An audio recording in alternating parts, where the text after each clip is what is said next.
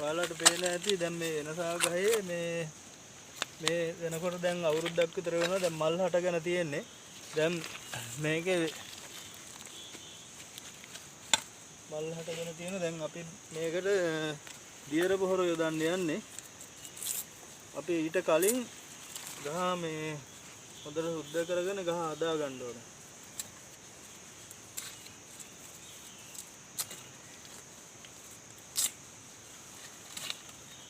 එන සහල් වගේදී විශේෂයෙන් මේ ගස් නඩත්තු කරන්න ඕනේ නැත්නම් යම් රෝගකාරක එන්න පුළුවන්. ඒ හින්දා තමයි අපි හොඳට මේක මේ ගස් නඩත්තු කරන්න ඕනේ.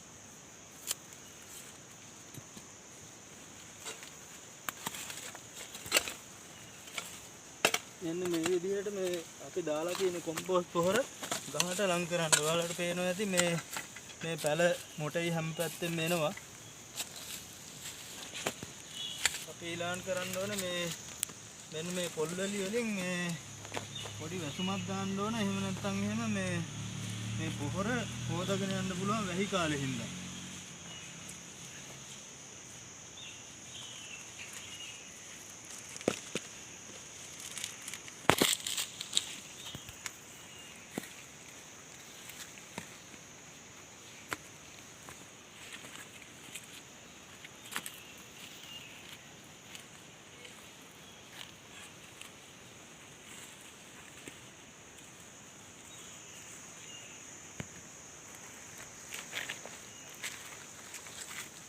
ඔයාලට පේනවා මේ කාබනික පොහොර මේ හොඳට යොදලා තියෙන හින්දා තමයි මේ හොඳට මේ පඳුර හැදිලා තියෙනවා.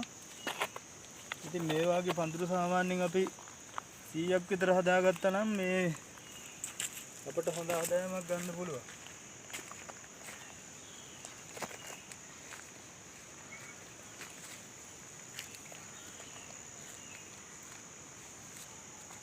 ඉතින් මේ එහා පැත්තෙන් අර ගල් වැටිය තියෙන හින්දා ඒ පැත්තට අල්ලන්න ඕනේ නැහැ.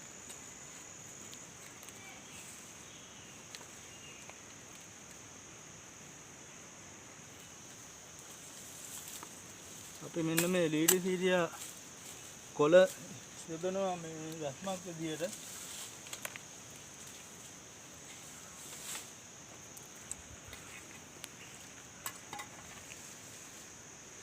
මේ සඳහා අපි දියර පොහොර එකක් හදාගෙන තියෙනවා.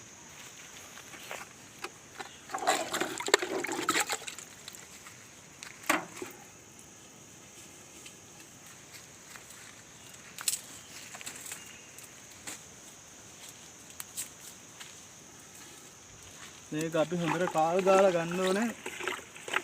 මේක අපි කෙසෙල් එළි වලින් හැදුවේ. මේකට ගොම කලවම් කරලා තියෙනවා. ඒ වගේම අලු ස්වල්පයක් දාලා තියෙනවා. අපි මේ වැස්ම දාන්න කලින් මේ දියර පොහොර එක දානවා.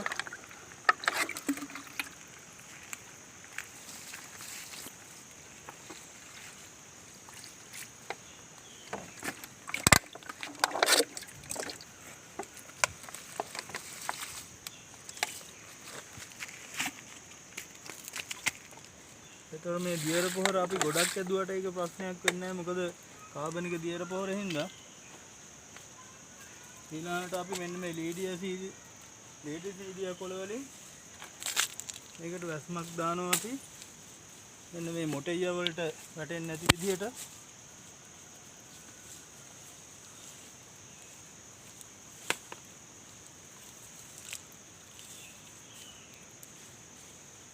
ඔයාලා දන්නවා මේ ලීඩි සීඩියා කොළ කියන්නේ. ඉතින් යාළුවනි ඔයාලට පේන්නේ දැන් මම මේ එනසාල් පඳුරට පොල්ලෙලි තට්ටුවක් වටේට දාලා වතුනක් යොදලා තියෙනවා. ඒ වගේම දියර පොහොර යොදලා තියෙනවා. දියර පොහොර යොදලා තියෙනවා. ඒ වගේම මේකට මම ලීඩි සීඩියා අතු දාලා තියෙනවා වටේටම. එතකොට පොල්ලෙලි ටිකක් දිරපුවාම මේකට පොහොරක් වෙන්නේ. ඒ වගේම ලීඩි සීඩියා කොලත් දිරුවෙන් පස්සේ ඒකත් පොහොරක් වෙන්නේ. ඉතින් අපි මේ බෝග හැදුවටම බෑ මේවා හරියට නඩත්තු කරන්න ඕනේ. ඔයාලට පේනවා ඇති මේක කොළ කපලා පඳුර සුද්ධ කරලා හොඳට තියෙනවා. ඉතින් මේ අපි වගා කරන හැම පඳුරක්ම මේ විදිහට නඩත්තු කටයුතු කරන්න ඕනේ. එතකොට තමයි අපි බලාපොරොත්තු වෙන නිසි පළදාවක් අපට ලබා ගන්න පුළුවන් වෙන්නේ. ඒ වගේම බලන්න මේ අනිත් පඳුර මේකත් මේ හොඳට හැදිලා තියෙනවා. සෑහෙන උසට පත්‍ර වර්ධනය වෙලා තියෙනවා. ඒ වගේම මේ පඳුරු වලටත් අර වාගෙම අපි පොල්ලලි වලින් වතුන් යොදලා ඉවරලා පීඩිසීඩිය අතු දාලා ඒ විදිහට කරන්න ඕන. ඉතින් මේ ඔබේ ඉඩ මේ විදිහට ඔයාලා වගා කරලා තියෙන මේ වගාවේ තියෙන හැම පඳුරක්ම අපි අනිවාර්යයෙන්ම නඩත්තු කරන්න ඕන. ඔයාලට පේනවා ඇති ඊටම බොහොම සාර්ථකව හැදෙනවා. ඉතින් මේ විදිහට ඔයාලත් හදන්න. එතකොට ඔයාලට ඊටමත් මේ හොඳ අස්වැන්නක් ලබා ගන්න හැකියාව තියෙනවා.